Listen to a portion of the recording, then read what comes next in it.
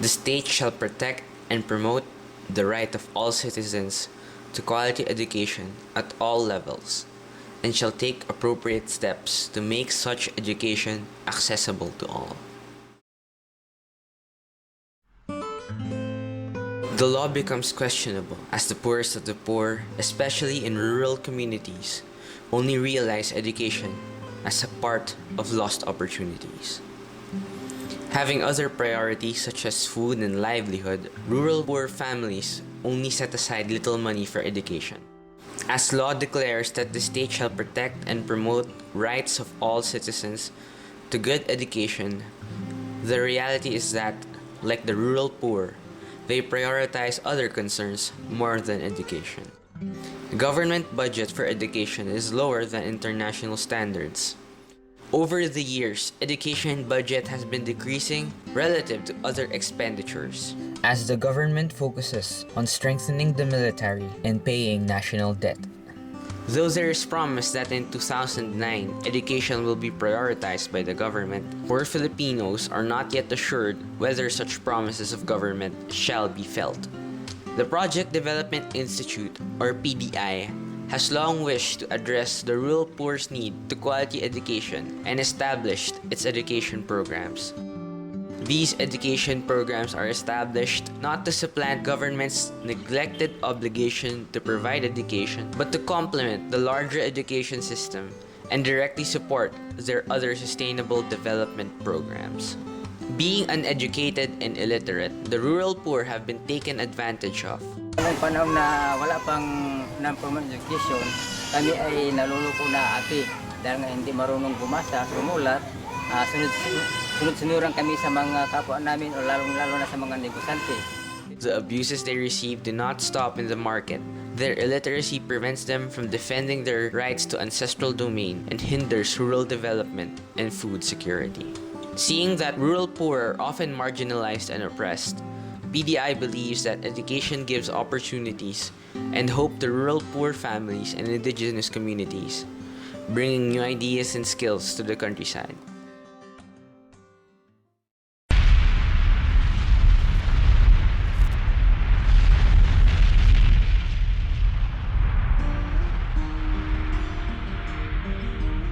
Elderly indigenous peoples have come to realize that education is vital for their survival in the modern world. They realize this from their experience being forced down the mountain they live in to go to resettlement camps with lowlanders due to the Mount Pinatubo eruption last 1991. Most of them are illiterate. They encourage the rural youth to get as much education as possible.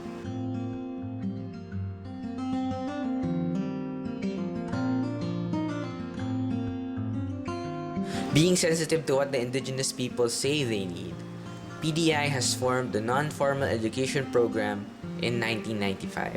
Kasalukuyan, ang sistema ng edukasyon sa atin ay hindi angkop, hindi man lang binigyan ng pagtatami ng pagsasaalang-alang ang kanya-kanyang pekulyaridad ng bawat komunidad. Nagpapatuloy ng mag-aral sa programa ng PDI. At saka sa doon, hindi nanggaling sa kanila yung module, kundi sa amin. Tinatanong kami kung anong gusto namin pag-aralan. Nakabatay sa aming kultura. Yung module na lima yan ay sa pang kabuhayan, tapos yung lupang limu. These modules have been commended by the Department of Education for their adherence to and the preservation of Ayta culture.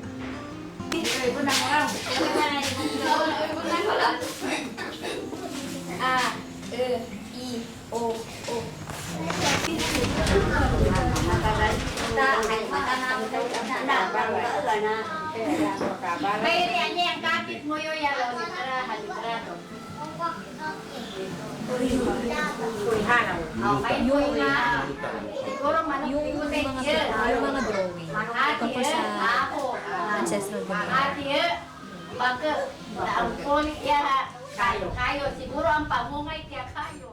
Ay, yung matatanda po kasi minsan may mga bata, nagtatrabaho po sila. Minsan sa isang linggo magkaklase yung mga 5 matanda, minsan 3 lang kasi po naghahanap buhay. kumukuha ng pugon sa taas, hindi na sa klase. Sa susunod naman po sila, sa isang linggo na naman sila magkaklase. No? Kung halimbawa po may pinapagawa ako sa kanila na yung mag-drawing ng, halimbawa sa katinig na po kami sa titikma, nag-drawing na po sila ng mga halimbawa, mangga, nag-drawing taga po sila, binibigyan ko po sila muna ng halimbawa bago ipapaisip ko sa kanila kung ano pa yung ibang halimbawa na nagumpit sa titikma. Ang dami na po nilang naibibigay sa akin. Kanina sabi nila po gagawa daw po kami. Yung sa Nitas po. Pero ito. Dati yung sa araw ng butuhan, dati kasi hindi sila marunong bumasa at sumulat. Kailangan pa lang tumawag ng ibang tao para isulat yung taong gusto nilang iboto. So, pero nung dumaan sila sa HA, sila na mismo yung sumusulat kung ano yung iboto nila na kandidato. At isa pang obserbasyon ko, naging marunong na silang makihalubilo sa ibang tao. Hindi na sila nahihiyang pumunta kay Mayor, hindi na hiyang lumapit na magpa-assist ng tulong kaysa...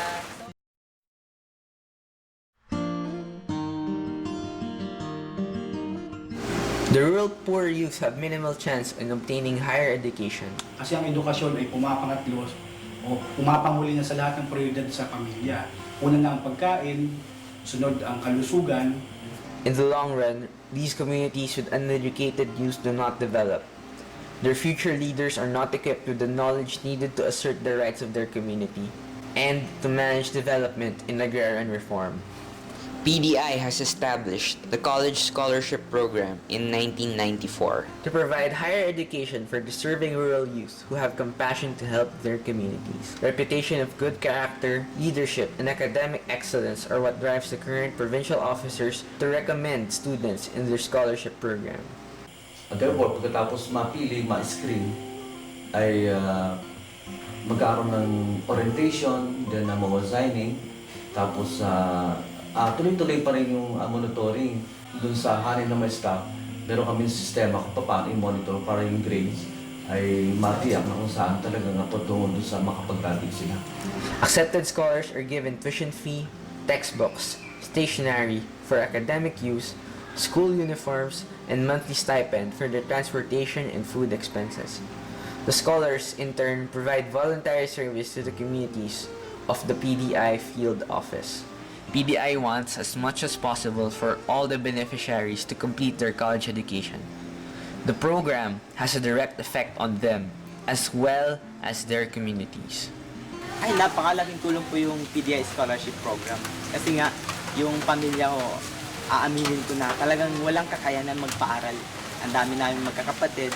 Pero dahil nga dumating at pinanganak yung scholarship program ng PDI, nagkaroon po ng liwanag na yun na sa wakas matutupad ko yung mga pangarap namin, pangarap ng aking pamilya. Kaya napakahalaga po ng PDI Scholarship Program na sa kanila. Nabago po yung buhay ko ng PDI Scholarship Program kasi nga hindi lang sa financially tutulungan ka, kundi yung pati paghubog ng sarili mo, tinutulungan ka rin.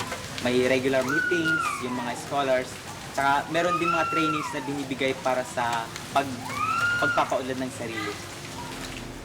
Because of the College Scholarship Program, the scholars serve as symbols of opportunity, hope, and inspiration for the younger members of their families and communities. The scholars take pride in their accomplishments, especially the Aytas of Zambales and the Tagbanuas of Palawan. The interaction of mutual respect between community and the scholar makes the scholar a good candidate to become a future leader of their community. The College Scholarship Program is getting scholars in the 7 provinces of PDI's area of responsibility. With the financial support given by Jerry Angping and the Angping Development Foundation for Education, more and more scholars graduate every year.